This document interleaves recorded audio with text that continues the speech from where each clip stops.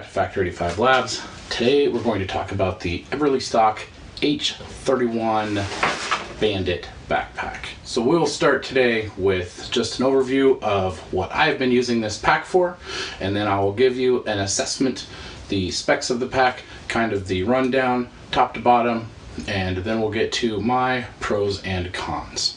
I've been using this pack probably for about 3 or 4 months. I use this as pretty much an EDC pack, just everyday things. I used it for a little bit of hiking, used it for carrying in the car. I took it to and from work quite a bit. So it was pretty much just my everyday bag for probably 4 months or so. So let's do a quick overview of the pack.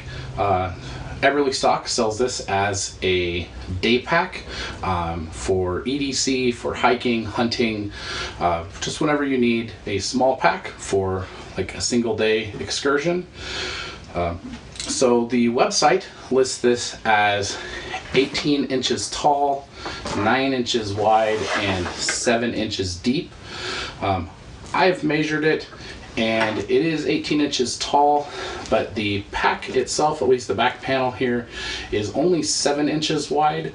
The pack itself might be 9 when you fill it out, and it's about, the size of the pack here are only about 5.5, maybe 6 inches deep.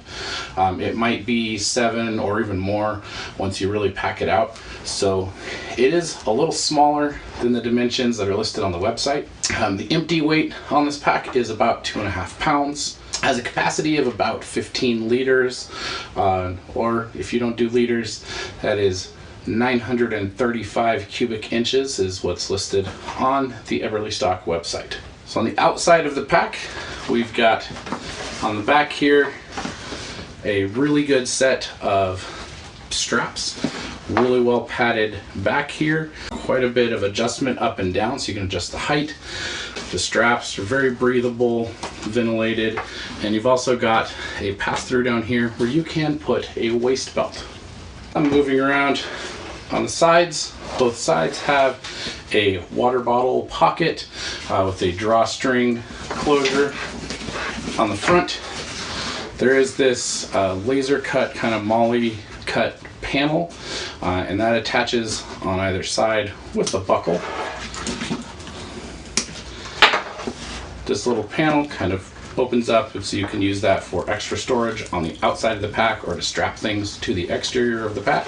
On the lid of the pack, on both sides and on the bottom, you've got just a few little pieces of this very narrow MOLLE, so you can attach some MOLLE pouches or different things you can slip through that MOLLE style webbing. We've got a little Velcro patch here on the front where you could slap whatever patches or things you would like.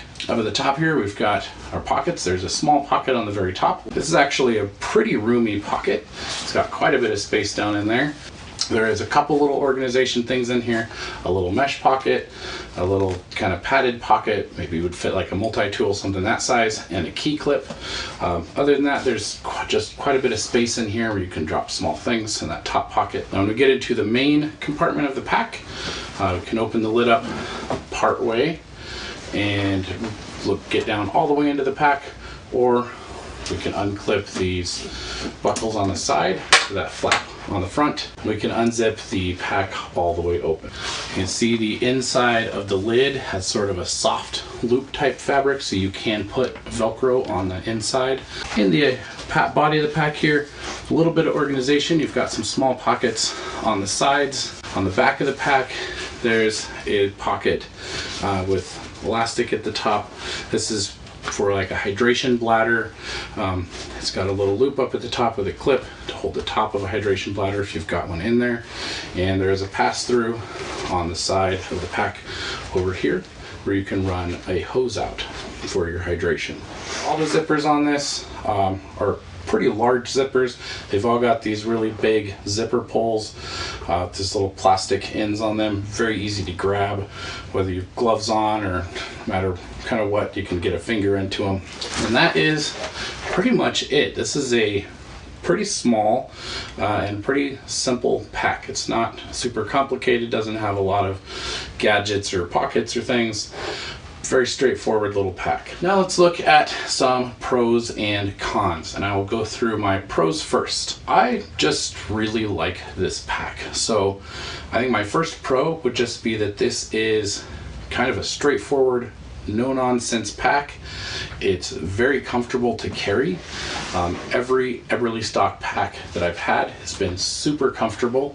They really have nailed the straps. The adjustability is just awesome. Even on a little tiny pack like this, I had no problem carrying it. It was a little bit small for me, but even being a little bit small, I didn't feel uncomfortable carrying it at all. This really slim pack is also really good for things like bicycling or hiking or going through really tight confined areas. You just really don't notice this pack a lot. It kind of hides behind you really well. I also really like the layout of this pack. It's a pretty good balance of organization and just use of the small space.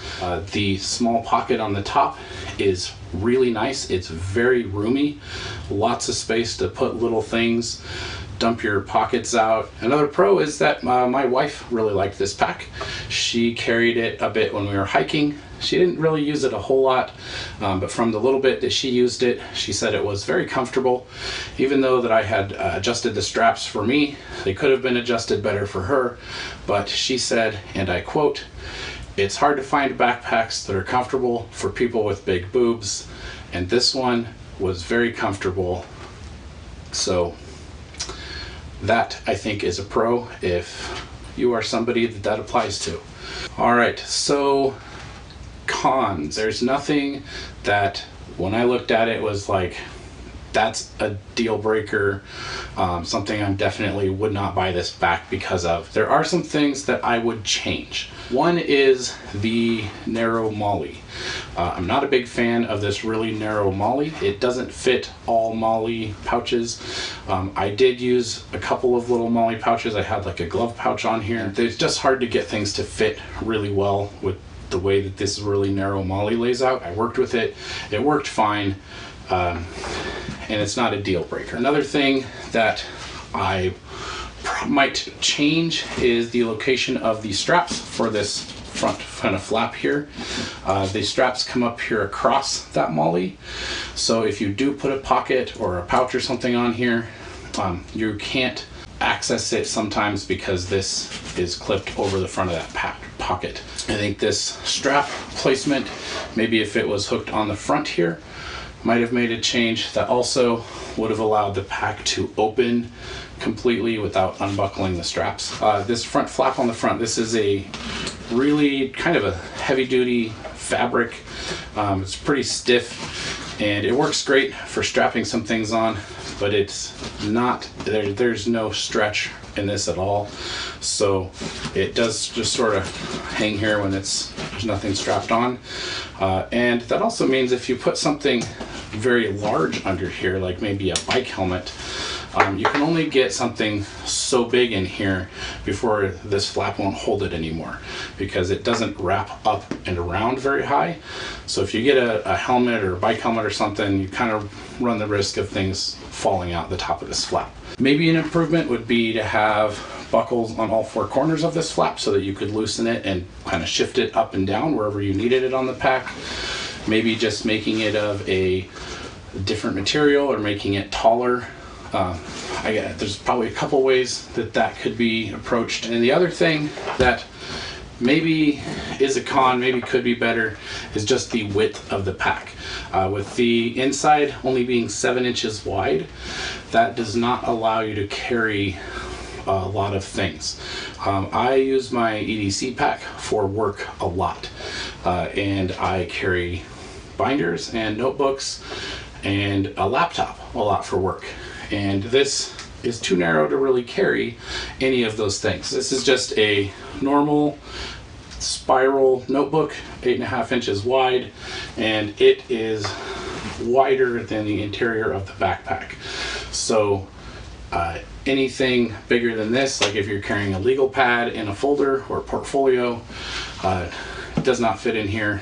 a laptop, even a relatively small-ish laptop, 15-inch laptop, definitely not going to fit in here. Maybe something to think about if you're looking at an EDC pack, because Eberlestock does market this as an EDC pack, depending on what your EDC includes. If you're carrying a notebook or a laptop, anything like that, it's not going to fit in here. There we've gotten an overview. We've got our pros and cons. So my thoughts. I think that the Bandit is a fantastic backpack. I was worried it would be too small when I first got it, and I didn't have that issue, other than it just not being wide enough for like a portfolio or laptop. Now, as far as EDC packs go, you want to pack your Nerf blasters around. This doesn't have a dedicated pocket for that, but it is 18 inches tall, so you could slide some things in there. I didn't use it for that, so can't really give you any experience, but I certainly could see it being used for that if you wanted. I think it's just a great backpack. It's definitely a pack that I will be keeping. My wife liked it. I imagine she will be using it for hiking in the future because she really liked it, and it was very comfortable for her to use. I also think it would be a great one for kids to use because you can get those straps pretty small. You can move those straps all the way down, adjust them way down. So I think this will be a pack that the kids will use when they get a bit bigger. So I think this is a great pack for that day use, kind of day hike, carrying your water, your lunch, sweater, sunscreen. It's awesome for that. As far as price goes, this pack sells from Eberlestock for $129. So it is a bit expensive, but it is a very durable pack that is going to last pretty much forever. So take that into account, I guess, when you're looking for backpacks. And you can probably get it a little bit cheaper if you look around for a discount code or around holidays or sometimes. That is the Eberlestock H31 Bandit backpack. Those are my thoughts. You guys, though, let me know, what do you think of this pack? Let me know if you have one or have tried one. Let me know what you think of it, and leave me a comment down below. If you enjoyed this review, you can leave me a thumbs up, or if you're watching this over on Rumble, you can hit the thing. If you want to subscribe so you can see the rest of my videos when I put them up, you can do that. But even if you don't, either way, I still appreciate you, and I will see you next time.